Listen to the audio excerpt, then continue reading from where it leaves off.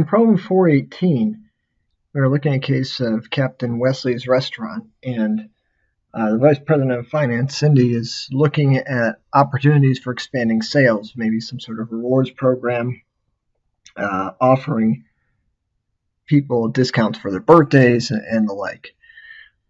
So in this case, what we have to say, she anticipates that the campaign will cost, so in this case, estimated cost of the printing, mailing, and so forth of the coupon campaign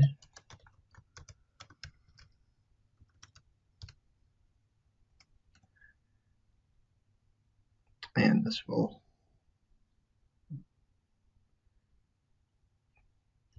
was $500,000. Now the question that we have is, well, can she generate enough sales to do so?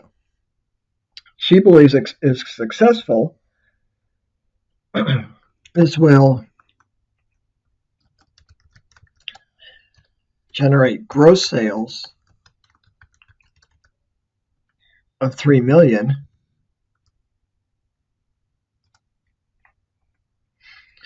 but we'll have a discount of 20% on that. So 20% of the $3 million. So essentially, what we have to deal with is this tentative benefit would be the $3 million minus the $600,000 minus the $500,000. But what we haven't considered there are what will happen to operating costs.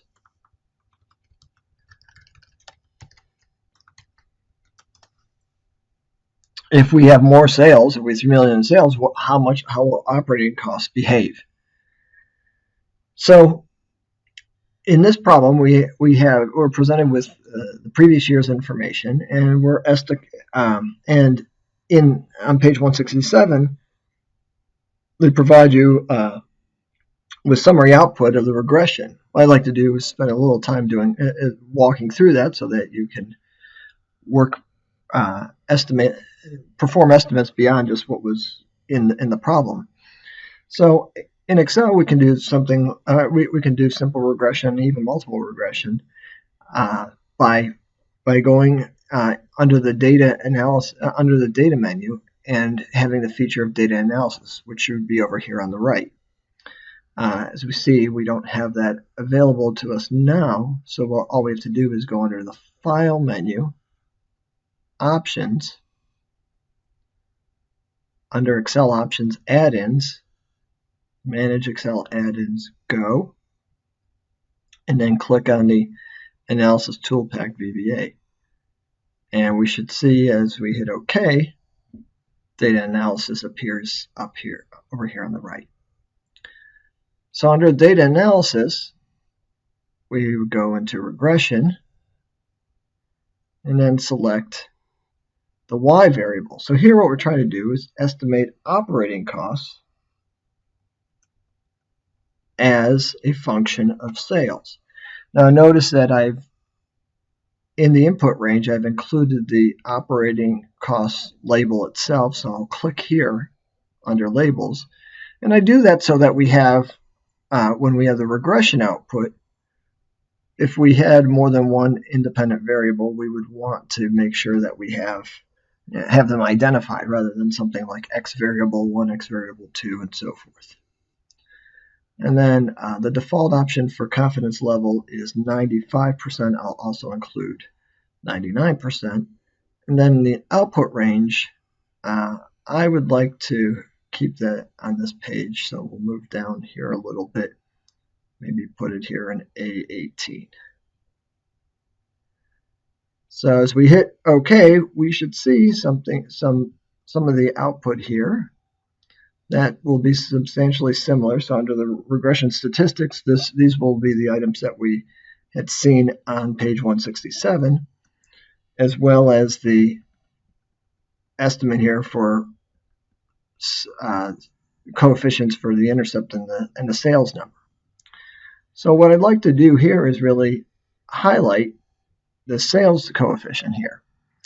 So the translation of the sales coefficient here is that for every 50, or the interpretation is for every 53 cents, for every sales dollar, operating costs will increase by just over 53 cents. And we can feel pretty confident about this coefficient in the sense that when we do the transformation to the using the standard error, taking the coefficient divided by the standard error, we have the t-stat of nearly 5 and a corresponding p-value of under 1%, well under 1%. So this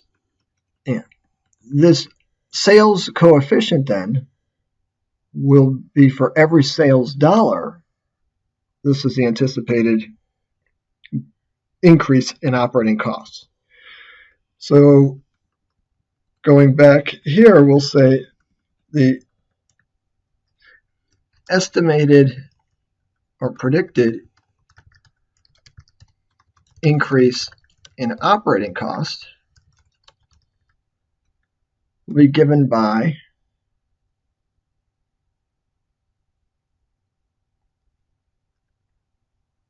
the product of the 53 cent number here per sales dollar, and I'm paging up, getting back to the gross sales number of 3 million. So as it turns out, we'll have this overall increase in operating costs of 1.5 million. So the net benefit, again, before income tax, would be the 1,000,009 subtracting the 1.592 million.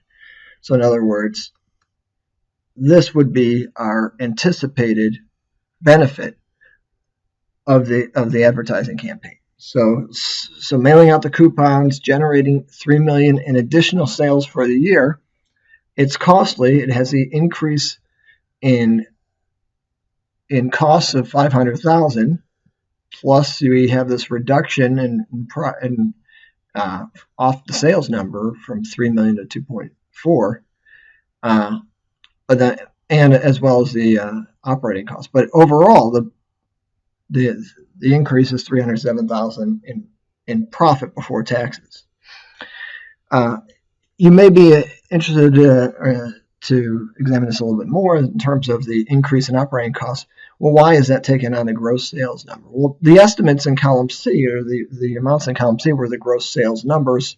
So generating the sale is what's causing the operating costs. If we choose to discount this, offer it to our customers for a little bit less, that's in terms of revenue, that's not going to be affecting the activity of the operating costs. If we choose to charge a lower price, that's not going to reduce the cost. It will reduce our profits, but these might be profits that we're anticipating that we might not have people coming in the door to come to our restaurant and eating.